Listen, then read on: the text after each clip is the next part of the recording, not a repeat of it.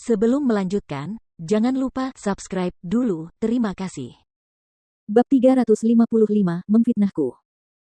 Sebelumnya, Jordan telah menelepon Mandy untuk menanyakan keberadaan Victoria, dan dia bahkan menyuruhnya untuk memberitahu dia jika dia mendapat kabar tentang Victoria.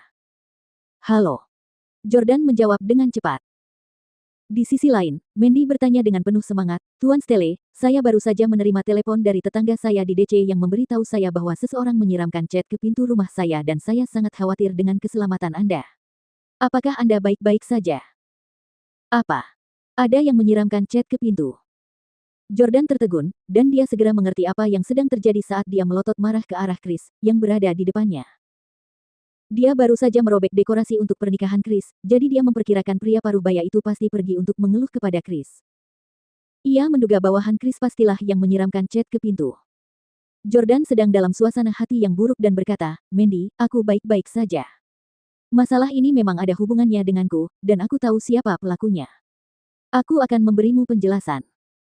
Lagi pula, dia tinggal di rumah orang lain, jadi dia merasa tidak enak karena pintu Mandy terkena cipratan cat karena masalah yang disebabkan oleh Jordan. Karena Mandy dipersiapkan dan dipromosikan oleh Victoria, tentu saja dia tidak akan peduli dengan hal-hal itu dengan Jordan. Dia berkata dengan murah hati, Hei, Tuan Stelle, Anda tidak perlu memberi saya penjelasan apapun.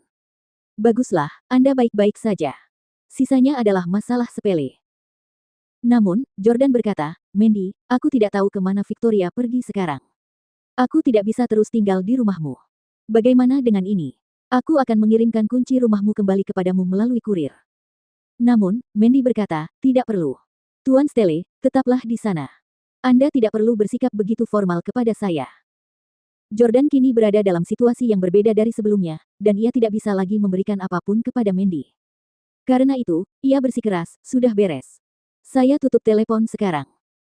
Setelah menutup telepon, Jordan bergegas mendekati Chris dengan nada mengancam dan bertanya, apakah kamu pelaku di balik percikan cat itu?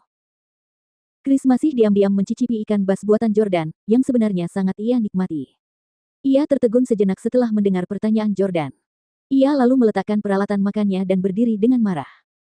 Oh, jadi yang merobek dekorasi pernikahanku itu kamu, dasar berandal. Aku jadi penasaran siapa yang begitu menyebalkan sampai-sampai merobek dekorasi pernikahanku dan Lauren.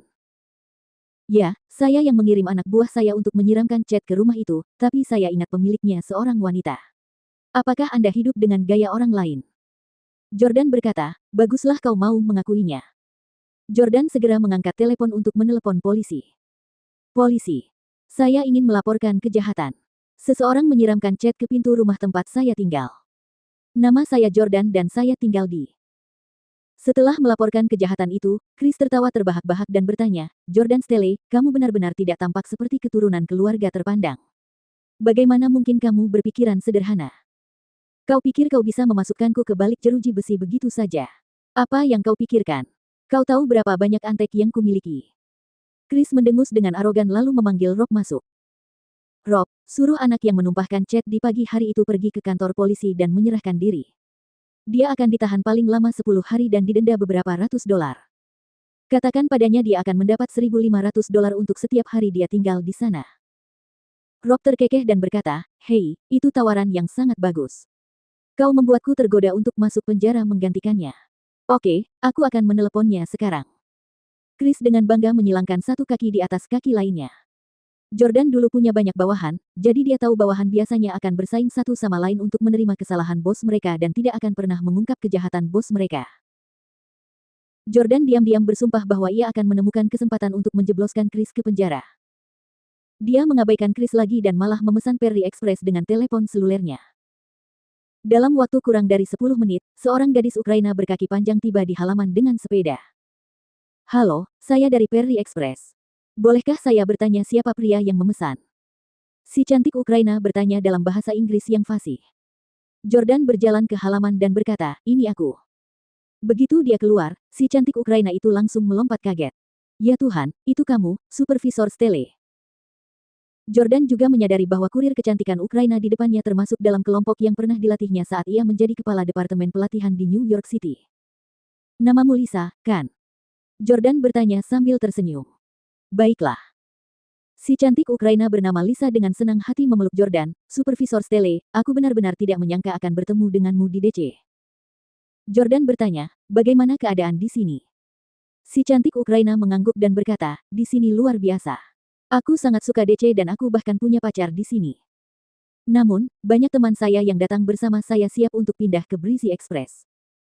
Oh. Jordan sedikit terkejut mendengarnya.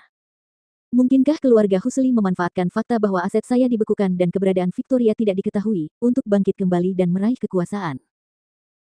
Sebelumnya, Breezy Express milik Husli telah ditekan oleh Jordan hingga mereka berubah dari perusahaan kurir teratas di negara itu menjadi keluarga lapis kedua yang asetnya berkurang setengah. Namun, dunia bisnis ibarat medan perang. Selama suatu bisnis masih bisa bertahan, mereka akan berjuang mati-matian untuk mendapatkan kesempatan membalas dendam. Jordan sibuk dengan urusan pribadinya selama periode ini dan sama sekali mengabaikan urusan perusahaan. Ia memperkirakan Breezy Express mungkin akan bergerak sekarang. Jordan mendesah dan berpikir bahwa mungkin keluarga Husli memang ditakdirkan untuk tidak binasa. Namun, perseteruannya dengan keluarga Husli telah berakhir dan dia tidak lagi peduli dengan tindakan mereka.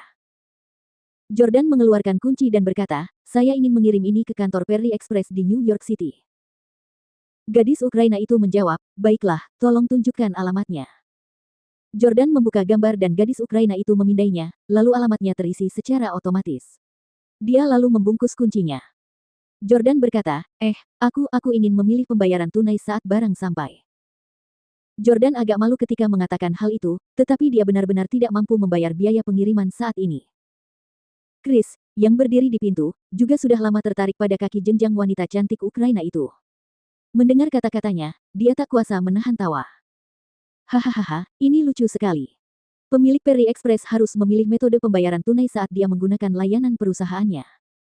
Ini benar-benar hal paling konyol yang pernah saya lihat dalam hidup saya. Pada saat itu, wanita cantik Ukraina itu berkata, Tuan Stele, Andalah yang memilih saya dan membawa saya ke sini. Tanpa Anda, saya tidak akan berada di sini hari ini, dan saya juga tidak akan bertemu dengan seorang pria yang sangat mencintai saya. Biar saya yang membayar biaya pengirimannya untuk Anda. Lisa. Si cantik Ukraina itu menyimpan paket kilat itu dan kemudian menaiki sepedanya. Ia melambaikan tangan ke arah Jordan dan berkata, selamat tinggal, Tuan Stele yang tampan. Setelah Lisa pergi, Chris bertanya lagi dengan kasar, Jordan, wanita ini benar-benar bersedia membayar layanan ekspres atas namamu. Sepertinya hubunganmu dengannya tidak biasa. Apakah kamu tidur dengannya saat kamu melatihnya di masa lalu? Setelah diejek Chris beberapa kali, Jordan tidak bisa mentolerirnya lagi. Apakah kamu ingin tahu? Jordan bertanya. Ya, Chris mengangguk. Kemarilah. Jordan memberi isyarat kepada Chris. Begitu Chris mencondongkan tubuhnya, Jordan meninjunya.